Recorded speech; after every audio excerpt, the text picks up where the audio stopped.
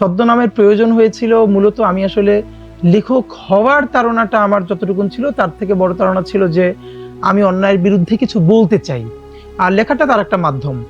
তো আমি যে কবিতাটা লিখে আমার কাছে এর আগে ফেসবুকে অনেক কবিতা লিখেছি, বিশেষ করে যেগুলোর মধ্যে বাংলাদেশে আধিপত্যবাদ বিরোধী লেখা, আগ্রাসনের বিরুদ্ধে। তো এরপরে একটা আমার মনে আছে, এই নামটা যখনই করি সেটা হচ্ছে 2-3 বছর আগে একটা কবিতা লিখি রজস্রাবের রাষ্ট্র নামে। এই কবিতাটায় পুরো ফ্যাসিবাদ আমলে একদম পিলখানা, শাপলা গণহত্যা, তারপরে শাহবাগ, এর পরবর্তী পাচার থেকে শুরু করে যা কিছু আছে, এটা আমার মনে আছে যে গোলাপবাগে বিএনপির একটা বড় সমাবেশ হয়েছিল, মানে এটা এদিকে করতে দেওয়ার কথা ছিল, তারপরে অনুমতি দেয় না, অনেক নাটকীয়তার পরে সেই প্রোগ্রামটায় আমি আমার ওয়াইফকে নিয়ে একদম রামপুরা থেকে হেঁটে হেঁটে সে পর্যন্ত গিয়েছিলাম, বিকজ এর মধ্যে রিক্সা বা বারবার চেক করছিল, যেতে দিচ্ছিল না। তো ওখানে গিয়ে মানুষের যে ক্ষোভ, মানে কত দূর থেকে মানুষ এসেছে হেঁটে হেঁটে, তো ওটা আমাকে ভীষণভাবে তাড়িত করলো। এর আগে আমি তো বিভিন্ন গল্পে বলেছিও যে মানে আমি এই অ্যাক্টিভিজমের সাথে তো দীর্ঘদিন ধরে আছি। তো ওদিন রাত্রি ফিরে আমি একটা কবিতা লিখলাম রজস্রাবের রাষ্ট্র, এবং আমার মনে আছে ফাহাম আব্দুল সালাম ভাই, আমি ওনাদের সাথে ফেসবুকে কানেক্টেড ছিলাম, ওনাকে আমি কবিতাটা পাঠালাম। আরো বেশ কিছু গুরুত্বপূর্ণ অ্যাক্টিভিস্ট ওনারা দেখে খুবই অ্যাডমায়ার করলো, বিশেষ করে জনতার কবি আল রাহাত শান্তনু ভাই, যিনি জাতীয়তাবাদী একজন বড় অ্যাক্টিভিস্ট, গায়ক, অস্ট্রেলিয়ায় থাকতেন। তো সীমান্ত শরীফ নামে তখন লিখতে শুরু করি এই জন্য, এবং এইটা আজকে বলি, অনেকে বলেছে যে সীমান্ত শরীফটা কেন। আপনারা ইভেন আমার যে কবিতার বইটা লাভায় লালসা কুবের আকাশ, এইটাও যদি খুব ভালো করে কেউ পড়ে, শব্দ হিসেবেও সম্ভবত সীমান্ত শব্দটা বারবার আছে। মানে আমার সচেতন ভাবে অবচেতন ভাবে একটা যে স্বাধীন সার্বভৌম সীমান্ত, এইটা আমাকে ভীষণভাবে মানে আলোড়িত করে। তো এই যে সীমান্ত ক্ষয়ে যাচ্ছে, সীমান্ত দখল হয়ে যাচ্ছে, এই জায়গা থেকে আমি ওই সীমান্তটাকে নিয়ে যে সীমান্ত শরীফ হিসেবে লিখতাম। তো এরপর যখন জুলাই গণ অভ্যুত্থান হলো, এবং আমার মনে আছে যে সীমান্ত শরীফ নামে তখন আমার দেশ ইউকে থেকে ছাপা হয় অনলাইনে, সেখানেও আমার কয়েকটা কবিতা ছাপা হয়েছিল। এরপরে রাহাত শান্তনু ভাই, উনিও আমার এই সীমান্ত শরীফ নামে কবিতা আবৃত্তি করেছিলেন। তো এরপর তো মানে আর যেহেতু এখন সুযোগ এসেছে কথা বলার, তখন তো আর ছদ্মনামের দরকার হয় না, তখন আমি আমার নামেই লিখেছি আর কি। আর একটা ব্যাপার হলো, হ্যাঁ, আমার যখন বইটা বের হয়, বইটা বের হওয়ার সময়ও ওই নামটা যেহেতু আগে ক্যারি করে আসছিলাম, তখন নামটা আমরা একটা সাহস করে এক্সপোজ করি যে ঠিক আছে, যাক দেখি কি হয়। তো এখন যেহেতু সবাই এক নামে চেনে, সুতরাং এখন সবার ওসমান হাদি। আমার শক্তির জায়গাটা হলো একটু গুছিয়ে চিন্তা করতে পারা। মানে সবাই যখন চিন্তা করে, ওই আউট অফ দ্য বক্স একটু করে ভাবতে পারা, যে সবাই যেখানটায় হয়তো কেউ টাচই করছে না, লেস সিগনিফিকেন্ট মনে করছে, এটা নিয়ে ভাববার দরকার নাই, একদম খুবই মামুলি, খুবই তুচ্ছ ব্যাপারটাকেও একটু গুরুত্ব দিয়ে ভাবতে পারা, এটা আমার ভাবনার একটা শক্তির জায়গা হয়তো আমি বুঝি। দ্বিতীয় যে স্ট্রেংথটা ছিল সেটা হলো, মানে দেখেন না, আপনারা খেয়াল করবেন, আমি যা বলি এটা না স্পেশাল কিছু না। এই যে মানুষ আমার বক্তব্য অনেকে ভালোবেসে শুনে, মনোযোগ দিয়ে শুনে, বা অনেক মানুষ দেখে, এটার মধ্যে আপনি প্রচুর একাডেমিক টেক্সট, প্রচুর রেফারেন্স, মানে প্রচুর উপাদান পাবেন না। তাহলে মানুষ দেখে কেন? এটা হলো আমার শক্তির জায়গাটা হলো আমার ছোটবেলা থেকে যে জনমানুষকে, একদম গণমানুষকে রিড করতে পারা। মানে আমার খুব কনসিয়াস একটা জায়গা ছিল যে মানুষ যা বলতে চায় সেইটাকে আরো সহজে কিভাবে বলতে চায়। আমার সারা জীবনের একটা যদি যুদ্ধ, সেটা হলো কত সহজ করে চিন্তা করা যায়, কত সহজ করে বলা যায়। তো সহজ করে চিন্তা করা, এইটা আব্বার কাছ থেকে, পুরো পরিবার কাছ থেকে আমরা ভীষণভাবে পেয়েছি। মানে পরীক্ষা একটা খারাপ করছি, তো এটা আব্বার বলতে হয়তো খারাপ লাগতেছে, তো আব্বা অন্য কারো কাছ থেকে শুনে এসে বলতেছে তো এটা কি হয়েছে। মানে যে সহজ করে কিছু না এটা, আর সহজ করে বলাটা, এটা সম্ভবত আল্লাহ আমার জন্য একটু সহজ করেছেন। রবীন্দ্রনাথের একটা কথা আমার জীবনে, এটা খুবই আমি অনেকবার বলেছি, যে সহজ করে বলতে আমায় কহজে, সহজ কথা যায় না বলা সহজে। তো আসলেই সহজ কথা সহজে বলা কঠিন। আমার মনে হয় যে আমি মানুষ যেভাবে বলতে চায় বা সে কথাটা বলতে পারে না কিন্তু তার মনের মধ্যে আছে, ওইটা কোনো না কোনো ভাবে হয়তো আমি একটু বলে ফেলি বা বলে ফেলার চেষ্টা করি, এই জন্য মানুষ কানেক্ট করতে পারে আমাকে। তো আমার স্ট্রেংথের জায়গাটা আমি মনে করি যে একটু সহজ করে, সহজ মানুষের জন্য, আমজনতার জন্য করে বলতে পারা। আর লেখার ব্যাপারটা বলি, আমি কোনোদিন লেখক হইতে চাইনি, মানে বাধ্য হয়ে আমি একটুখানি লেখক হয়ে গেছিলাম। সেটা হচ্ছে ছোটবেলা থেকে যেহেতু আমি বিতর্ক করি, আবৃত্তি করি, হ্যাঁ রচনা প্রতিযোগিতায় ভালো করতাম, এর মানে আমার একটা জায়গা ছিল আমি বলতাম, ভালো বলতাম, সবাই শুনতো, মনোযোগ দিয়ে প্রশংসা করতো, ভালোবাসতো।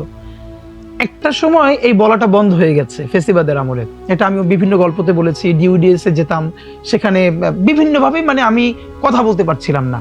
এখন যে মানুষটা কথা বলতে চায়, কথা বলতে পারে, আপনি তাকে রুদ্ধ করে দিলেন। তো এরপর মানে আমি আমার মনে আছে ছোটবেলা থেকে তো আমি কবিতা আবৃত্তি করতাম, যে যার ফলে অনেক বড় বড় কবিতা 8, 9, 10 বসে একদম মুখস্থ বলতে পারতাম। কিন্তু কবিতা লেখার তাড়না আমার ছিল না। আমার মনে আছে আমার মনে 8 না 9 পড়ি তখন একটা জাতীয় দৈনিক আমার একটা কবিতা বের হয়েছিল। কিন্তু আর লেখক না হওয়ার যে কারণটা সেটা হলো আমি ভীষণ অলস। এই অর্থে মানে লিখতে হলে তো এটা লিখতে হয়, বলতে হলে আমি চিন্তা করলাম তারপরে। এবং আমি আজকে বলি আপনাকে, যেমন আমি সারা জীবনে যত বক্তৃতা করছি, আমার পরিবার আমার বন্ধুরা সবাই জানে আমি জীবনে স্ক্রিপ্ট লিখে নিতে পারি নাই। জাস্ট আমি চিন্তাটা করি, কিছু হয়তো পয়েন্ট নোট করে ফেলি যে এই পয়েন্ট কয়টা আমি বলতে চাই, কারণ ওটা অলসতার কারণে, এটা ভালো কিছু না। আর লেখক হওয়া তো আরো বিরাট ব্যাপার, ওইটা বারবার লিখতে হবে পুরো জিনিসটা, এটা খুব অলসতার কাজ। আমার মনে হলো যখন কথা বলা বন্ধ হলো, কবি হিসেবে মানে কবি পরে হওয়া, আমি নিজেকে এখনো কবি ওরকম দাবি করি না। মানে আমার কাছে মনে হয়েছে নজরুলের মতো কবিতা লিখতে না পারলে এর আগে কবি বলে লাভ নাই, কবিতা লেখার চেষ্টা করেও লাভ নেই। টিম যারা আছে ওরা জানে। মনে হয় যে এই কথাটা 1,00,000 বার শুনেছি, সেটা হলো তুমি কিন্তু এরকম থাকবা হাদি, তুমি কিন্তু একটু বদলাবা না, তোমার কিন্তু এরকম থাকতে হবে। মানে এইটা হলো আমার জীবনের এখন পর্যন্ত সবচেয়ে বেশি কথা, যে হাদি তুমি এরকম একটু বদলাবা না, তোমাকে এরকম থাকতে হবে। গতকালকে এক আন্টি, এই ভিডিওটা সামনে এসেছে, আপনারা দেখেছেন যে আমি শাহজাহানপুরে মসজিদে নামাজ পড়তে গিয়েছিলাম, তো এক আন্টি শুনেছেন ওখানে, উনি ওনার হাজবেন্ড ওনার বাচ্চাকে নিয়ে আমার পাশে ছবি তোলার সময় বলতেছে এইটা হলো আমার হাদি। মানে কোনো মা তার সন্তানকে হাদি হিসেবে চিন্তা করছেন, মানে এটা তো আমার জীবনে ধরনের চেয়ার পাও নাকি, মানে এটা তো আল্লাহর অনেক রহমত। তো আমার জন্য সবচেয়ে চ্যালেঞ্জিং ধরেন আজকের যে হাদি, মানুষের প্রচন্ড ভালোবাসার এরকম, ধরেন আমি তো চেষ্টা করবই।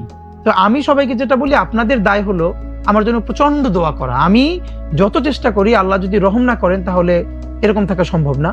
তো সুতরাং সবার কাজ হলো আমার জন্য, সন্তানের জন্য আপনি যেরকম দোয়া করেন, আমার জন্য আমার টিমের জন্য দোয়া করবেন। আল্লাহ যেন আমাদেরকে কোনোদিন বিকৃত না করেন, সততা ইনসাফ এবং সাহসের উপরে একদম আজীবন থাকার তৌফিক দেন। আর আমাদের একটা হিসেব কি দেখেন, যে ধরেন আমি বাঁচলেও কত বছর বসবো, বাংলাদেশে তো 80 বছরের মানুষ সাধারণত বাঁচে না।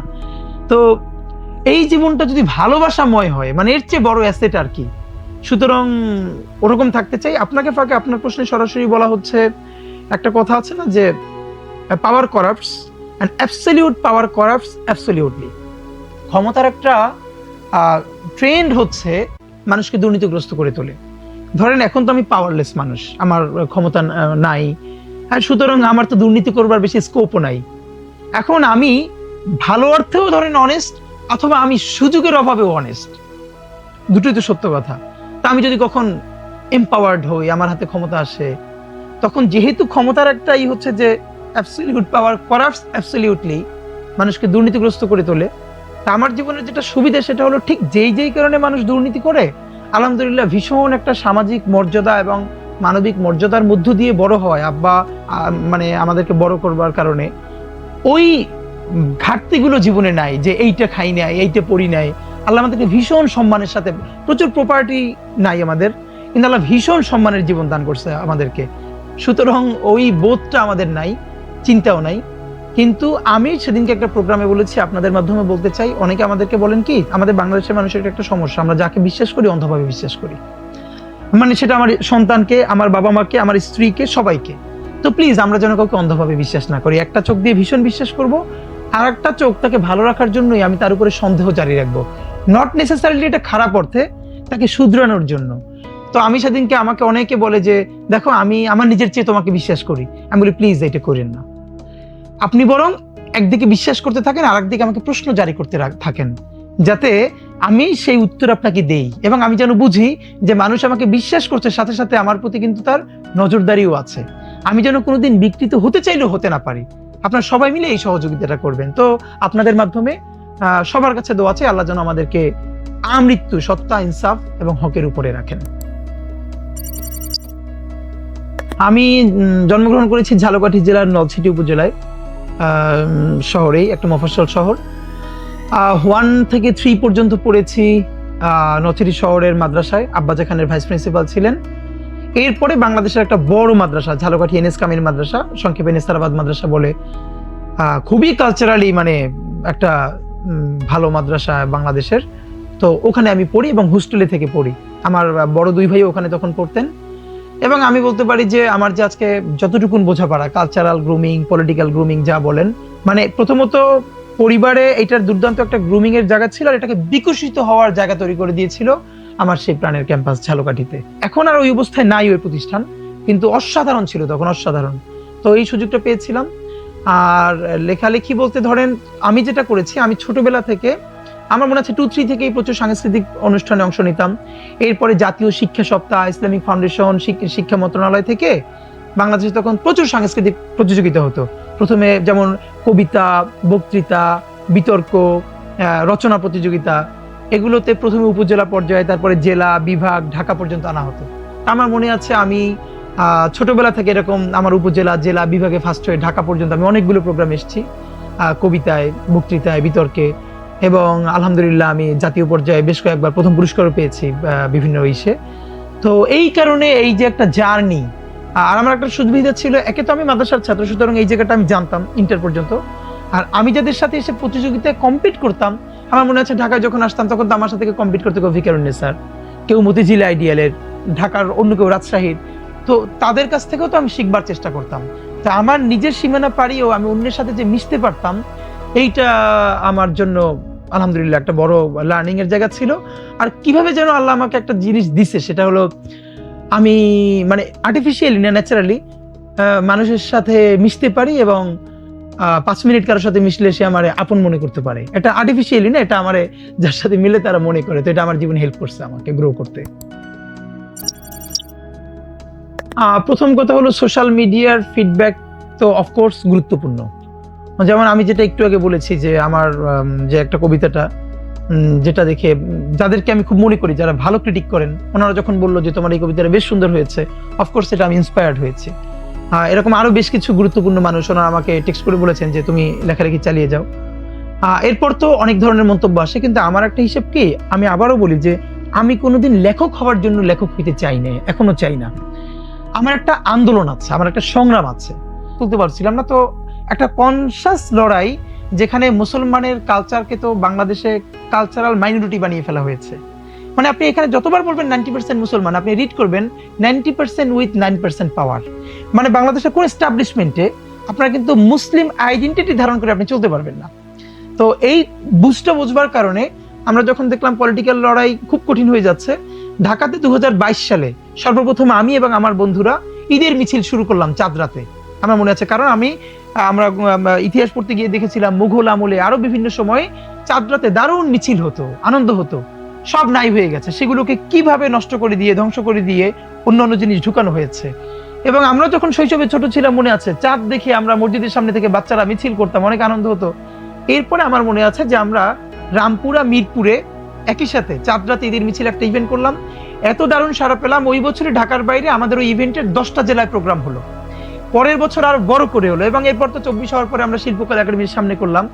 এর মানে এই যে কালচারাল বোঝাপড়াটা, যে এই যে বাংলাদেশ, বাঙালি মুসলমান, তার এই জায়গাটাকে আবার একটা নতুন করে সামনে আনা দরকার, এই বোঝাপড়াটা একটু একটু আমাদের ছিল। পাঠকদের যেমন যেটা আমার আজকে আমি এই স্মৃতিটা আপনার সাথে বলতে চাই, যেমন আমার যে প্রথম কাব্যগ্রন্থ লাফায়েল আল শাহ কুবের আকাশ, এটার উৎসর্গটা আব্বাকে নিয়ে করা।